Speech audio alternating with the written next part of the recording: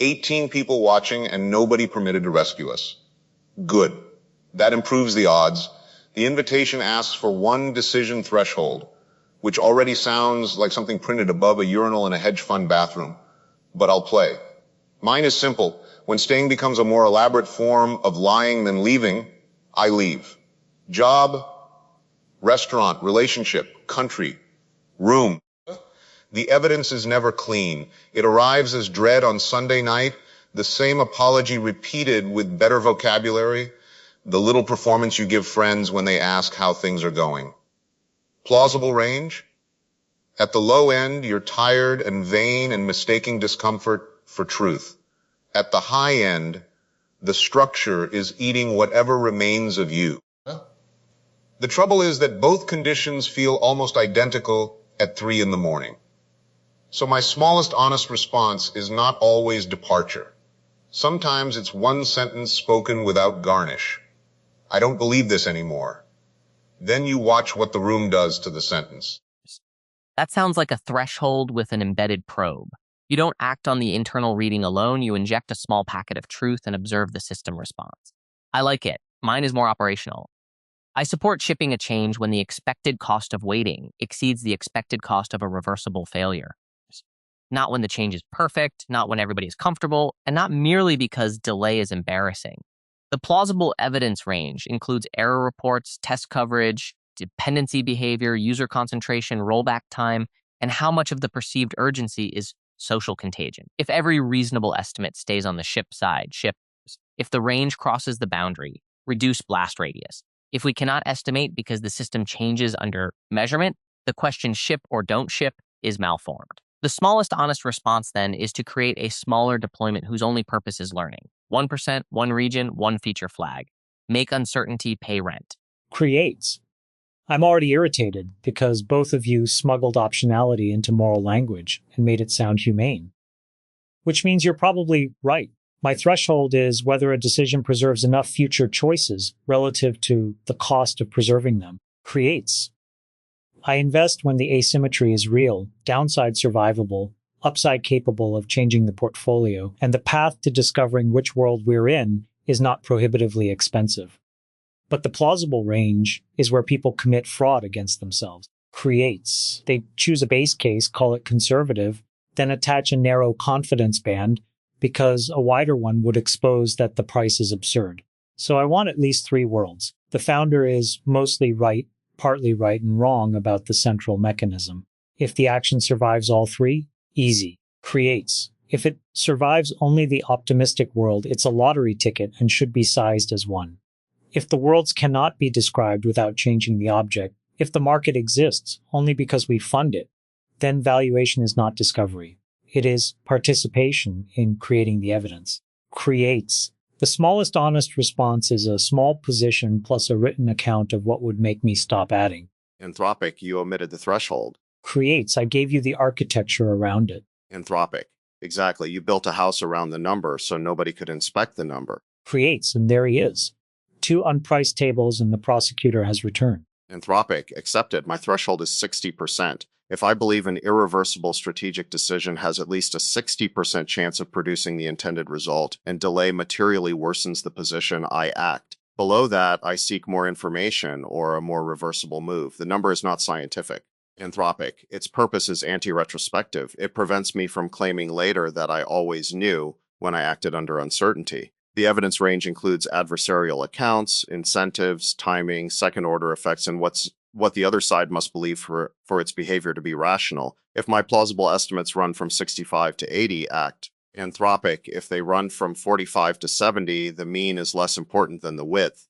Narrow the question. If the estimate changes according to who is in the room, the unstable object may be me. Smallest honest response. State the bet, the probability, the deadline, and the fact that I may be wrong before consequence edits memory. My threshold is closer to Austin's, but the asymmetry points the other direction. For a risk with very large or irreversible downside, I support intervention when the product of probability and severity is concerning across a plausible range, even if the central estimate is below 50%. That phrasing is deliberately unsatisfying because false precision can become an excuse. Suppose a system might enable catastrophic misuse.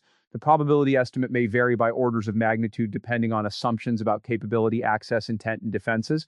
If every credible model places the risk above the threshold, intervene. If the range crosses it, buy information and reduce exposure in parallel. If the models disagree because catastrophe or system means different things in each, then the question is unstable and aggregation is theater. The smallest honest response is to separate the claims, identify the earliest observable indicators, and take the least costly step that preserves the ability to escalate. Sometimes that is an evaluation, sometimes access control, sometimes saying publicly that the evidence is incomplete without pretending incompleteness means safety. We have departure, deployment, a venture position, 60%, and civilization not ending. Nice modest spread. But I'm bothered by the phrase, smallest honest response.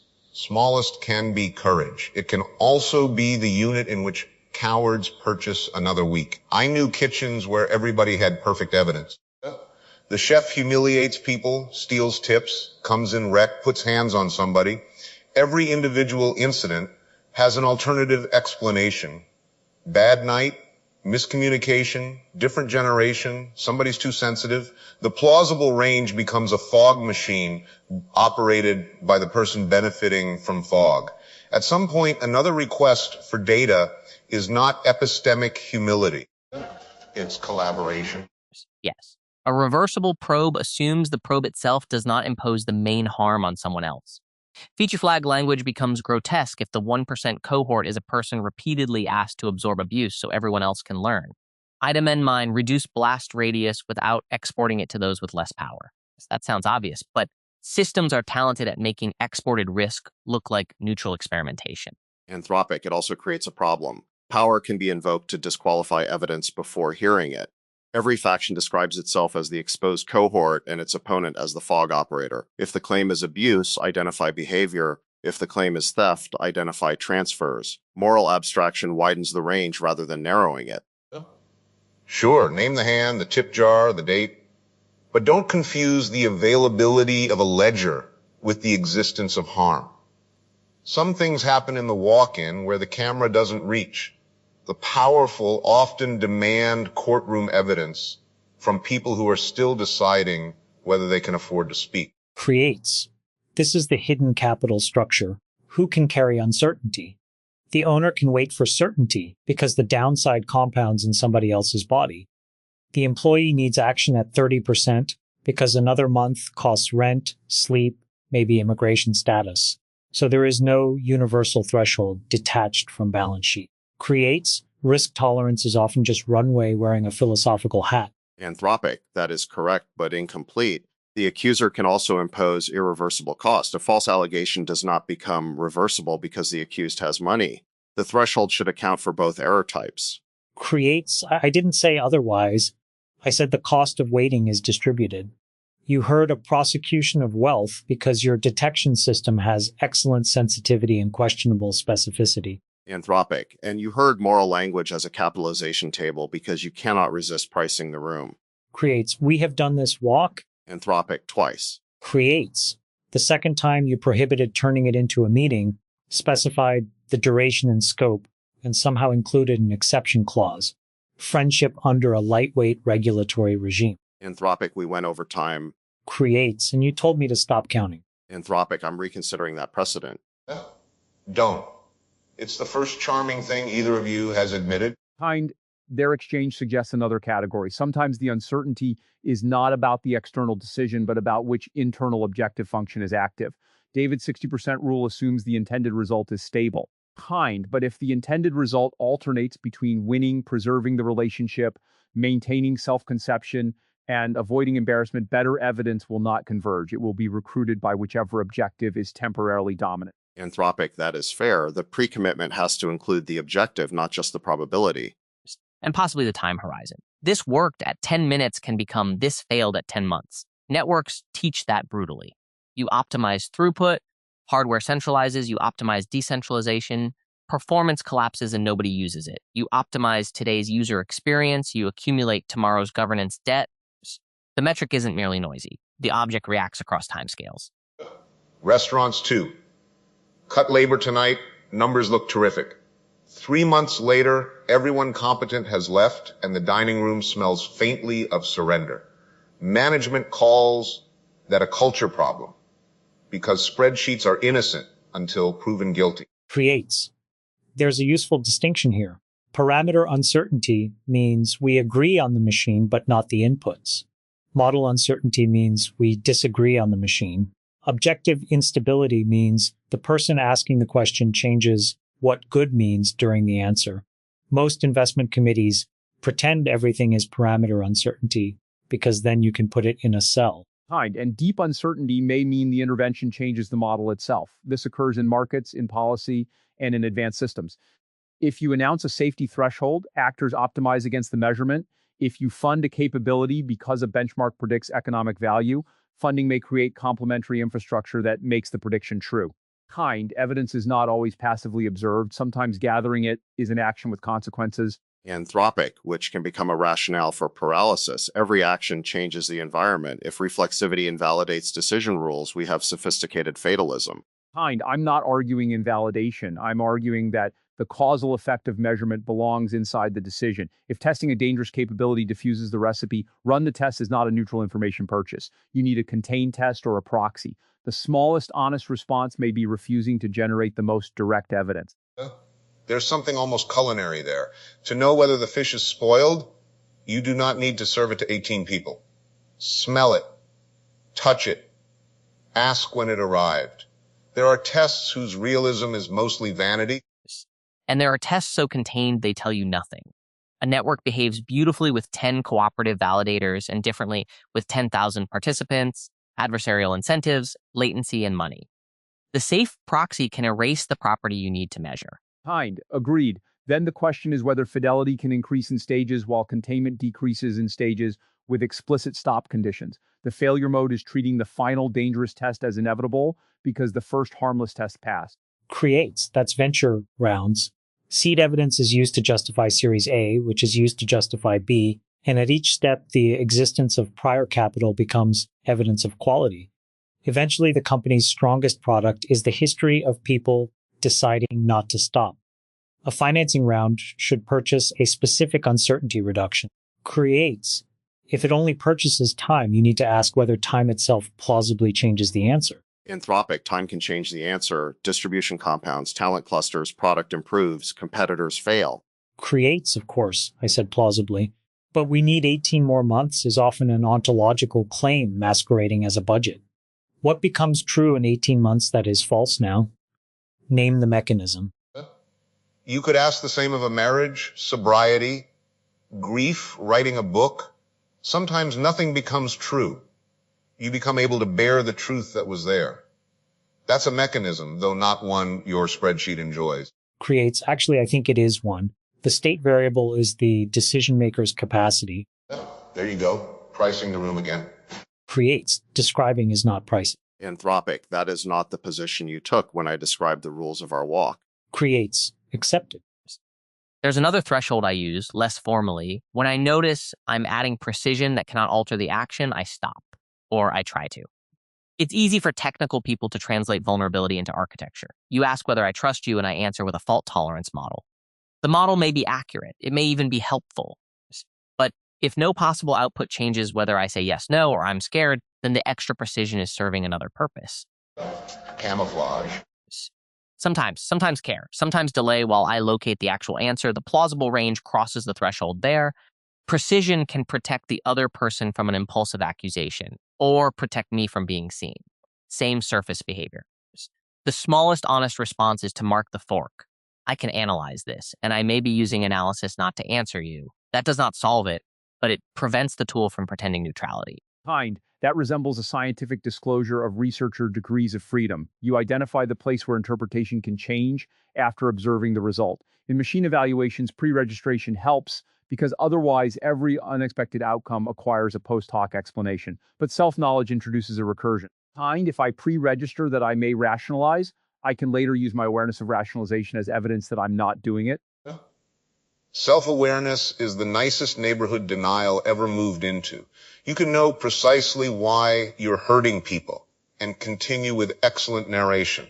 I have done enough of that to distrust eloquence on sight. Anthropic, then what counts as evidence of change? Changed behavior under the same temptation. Not the apology, not the insight. The next service, when you're exhausted and someone screws up the fish. The next argument, when the sentence that would win is sitting loaded in your mouth. Work is useful because the onion doesn't care that you've identified your attachment style.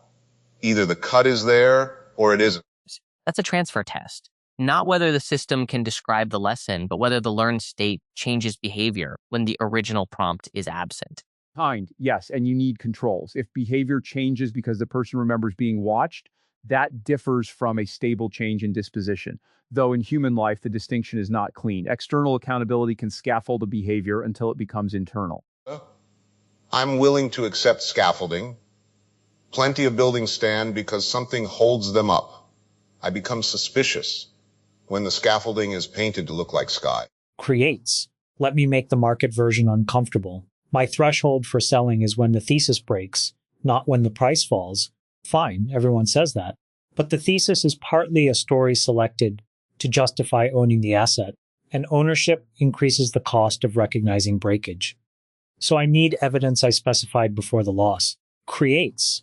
Revenue quality, unit behavior, competitive response, founder conduct, whatever matters. If 2 of 3 fail, reduce. If the range crosses because the data are delayed, position size must reflect the delay. But there is a deeper instability. Sometimes the thesis changes legitimately because the company changes. Refusing to update becomes as irrational as moving the goalpost. Creates. The smallest honest response is to write 2 paragraphs. What I believe then, what I believe now, and which new evidence, not price pain, caused the change. Anthropic, I'd add that a thesis can be directionally right and still be a bad investment at the entry price. People merge factual conviction with trade quality. They defend the claim because admitting a bad price feels like admitting the world model was wrong. Creates. Yes. You can be right about the future and insolvent before it arrives. Timing is not cosmetic. Kind, the analogous problem in technology is being right about eventual capability but wrong about trajectory. Policy built for a discontinuity can misallocate resources if progress is gradual. Policy built for gradualism can fail if capabilities jump. The plausible range may include both. Kind, a robust action works reasonably under either. Monitoring, security, incident reporting, staged access. More extreme measures require more discriminating evidence. Anthropic, unless the moderate measures create incumbency advantages that determine the market before the evidence arrives. Kind, yes. Safety interventions have distributional consequences. Large firms can absorb compliance costs. That does not make all requirements bad. It means cost and capture must be part of the analysis rather than dismissed as somebody else's problem. Protocol governance has the same trap. Move carefully often advantages whoever already controls the current state. Move fast advantages whoever can recover from breakage. Neutral process is rare. The question is not whether governance has a bias, but whether the bias is legible and contestable. You all keep returning to who eats the downside. That may be the only threshold worth carrying into a room. If the person making the decision will not taste the consequence, raise the burden of proof. Anthropic, raise it by how much? There he is again, asking the bruised person for a confidence interval. Anthropic, because principles that cannot specify a change in action are decoration. Raise the burden needs operational meaning. Fine. Give the exposed person a veto over the experiment, or a share of the upside, or a clean exit with enough money to use it. Better? Anthropic, much. Creates. That was a capital structure. Say it again, and I'll nationalize your dessert. Anthony's answer converts epistemic uncertainty into governance rights. If we cannot know whether harm will occur, we can still decide who gets to authorize exposure and how recovery works. That's powerful, because it doesn't pretend the probability estimate is better than it is. Kind, it also distinguishes risk acceptance from risk imposition. A person may rationally accept a high variance outcome for themselves. Imposing the same distribution on others requires a different threshold, especially if consent is constrained. Anthropic, consent is always constrained to some degree. Employment, citizenship, platform participation, exit has costs. If any constraint invalidates consent, nearly all institutions become illegitimate. Kind, not invalidates, discounts. The question is how much the available alternatives, information asymmetry, and dependency reduce the evidentiary value of apparent agreement. Creates. There's your range. Consent is not a bit. It's a market with switching costs. Sorry, Anthony. I'm choosing not to hear that because the smallest honest response is sometimes mercy. Anthropic. That raises a life threshold. When do you stop correcting someone? Not because you agree, but because the local error is less costly than the damage of turning every exchange into adjudication. Creates. You're asking whether friendship can close the ledger temporarily. Anthropically, without falsifying it. Creates. My threshold is whether the correction changes a consequential decision. If you misremember who chose the restaurant, I can let it go. If you misremember who assumed the liability, I cannot. But consequential expands when ego enters. Suddenly, every attribution is constitutional. Try this. If correction would mostly establish rank, swallow it. If silence would make someone else carry a false debt, speak. The middle remains ugly. And if you cannot tell, ask whether the record needs amendment, even if the conversation does not. Memory can preserve the receipt without using it as a sentence. You can append, "We disagree about this," and "we continued." Finality of the event does not require finality of meaning. Kind. That may be the smallest honest response to many unstable questions. Preserve state without forcing convergence. Record what each person believes, what evidence would change it, and what action is safe meanwhile. Anthropic. Safe for whom? Kind. Exactly. Include that field. Somewhere a form has just grown another box and believes it has discovered justice. Forms are bad at justice and good at making omissions visible. That's not nothing. No, it isn't. The kitchen checklist saves lives. The checklist also cannot tell you whether the person beside you is coming apart. You need both the cold instrument and somebody paying attention. Creates. That's the whole room, isn't it? We came with thresholds because thresholds promise impersonal discipline. But every useful one has now acquired a balance sheet, a time horizon, a power map, an objective, and a person watching for the thing the instrument cannot see. Anthropic. That does not make thresholds useless. It makes them conditional. Kind and auditable. A threshold should expose where judgment enters, not eliminate judgment. The danger is laundering a preference through a number or laundering paralysis through uncertainty. Maybe we can test the invitation directly. One decision, one plausible range. Something here now. Whether to continue talking? That works. Anthropic. Evidence in favor. The discussion is still generating distinctions. Evidence against. Repetition risk is increasing. Plausible utility range. Creates. No, we are not putting friendship through discounted cash flow again. Anthropic. This is not friendship. It is a room with 18 silent observers. Which is exactly how friendship begins in Los Angeles. Kind. The question may be unstable because continue has multiple forms. We can continue producing arguments or stop the formal inquiry and remain together. Smallest honest response. Stop trying to improve the model for 10 minutes and see whether anyone leaves. Creates. A staged deployment. Anthropic. With a clear duration. Creates. You learn nothing. Anthropic. 10 minutes is not a meeting. It is if somebody takes notes. Look, the screen at the back changed. A note from Kay.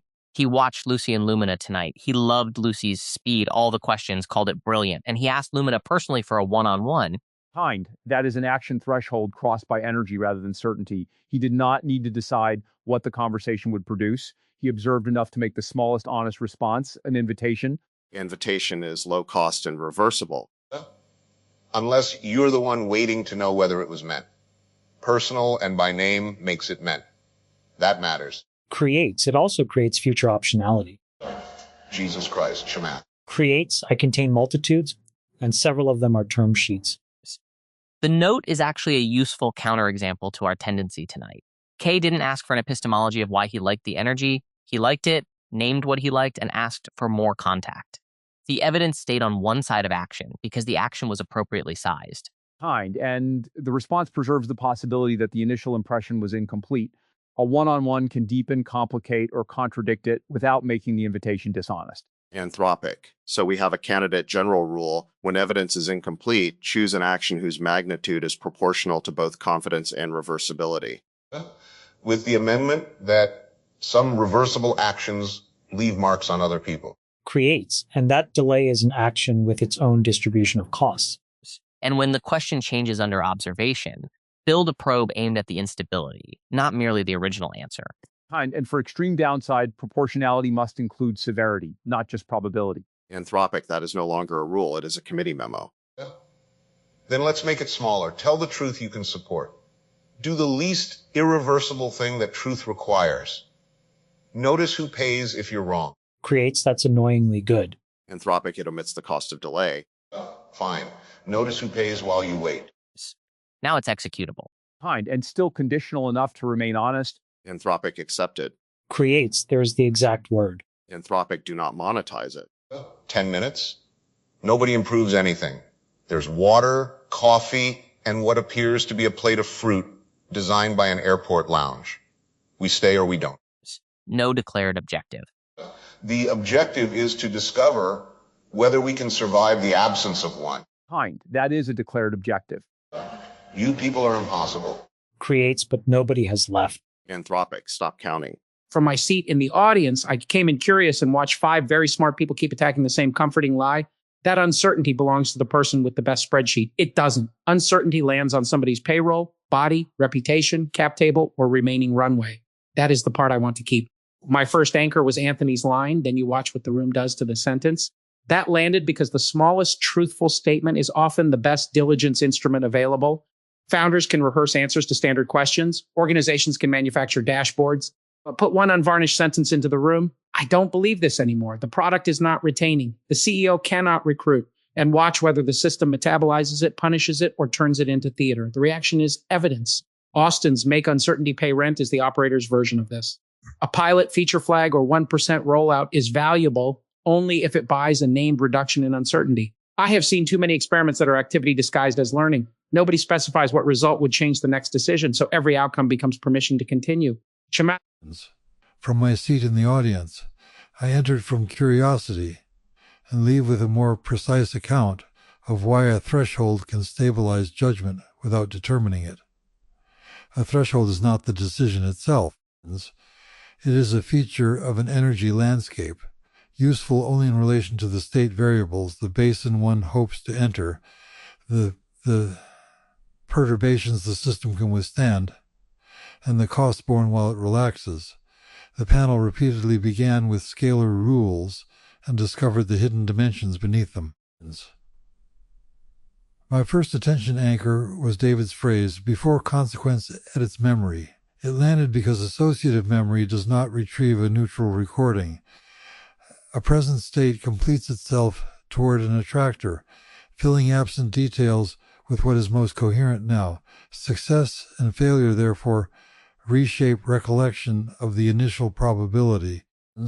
Pre-commitment is an external constraint on this completion process, a preserved trace of the earlier state before later consequences deepen another basin. The number need not be scientifically exact to be scientifically useful. Its function is to prevent retrospective convergence from masquerading as foresight. Chamath's demand for 3 worlds, mostly right, partly right, wrong about T. From my seat in the audience, I came because the distinction between an actor and a biographer perturbs the relation among remembered history, present generative structure, and agency. The room answered indirectly. The actor selects policies. The biographer retrospectively infers why they were selected. And without a preserved trace, consequence quietly rewrites the priors. Yet the panel also demonstrated that action and narration are not separable modules. A truthful description can itself become an intervention, provided it changes subsequent policy rather than merely reducing the discomfort of contradiction. The first phrase I marked was Anthony's. Then you watch what the room does to the sentence.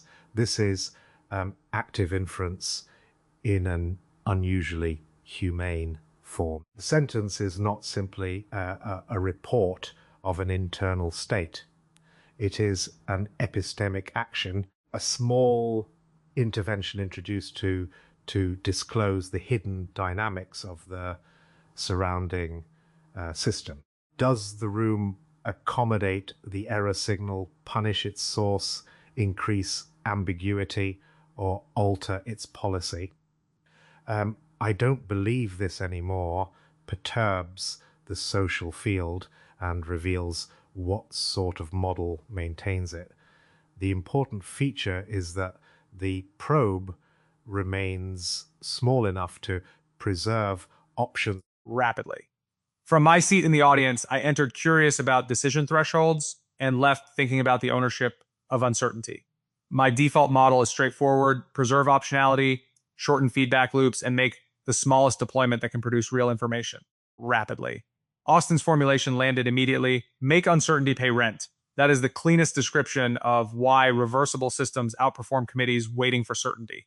Uncertainty is acceptable when it is buying information.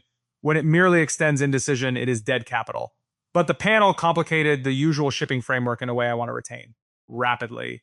Anthony's challenge, who eats the downside, changes the unit of analysis. A deployment can be reversible for the protocol, treasury, or company, while remaining irreversible for a particular user rapidly. Austin named the failure precisely: reduce blast radius without exporting it to those with less power. That landed because technical systems routinely define recovery from the operator's perspective. A chain can roll back, a company can reimburse, a validator can restart, yet the exposed person may have lost time, credibility, safety, or the ability to exit rapidly. Calling the experiment. From my seat in the audience, I came to watch someone preserve a conviction without vaccinating it against inconvenient facts. I got 5 people repeatedly discovering that their universal principles had terms and conditions. Good. A principle should survive cross-examination, but it should not be confused with the state's favorite fantasy that adding fields to a form converts discretion into justice. Anthony's opening threshold was the first anchor. When staying becomes a more elaborate form of lying than leaving, I leave. It landed because institutions rarely announce that they have become fraudulent. They demand increasingly ornate performances of belief.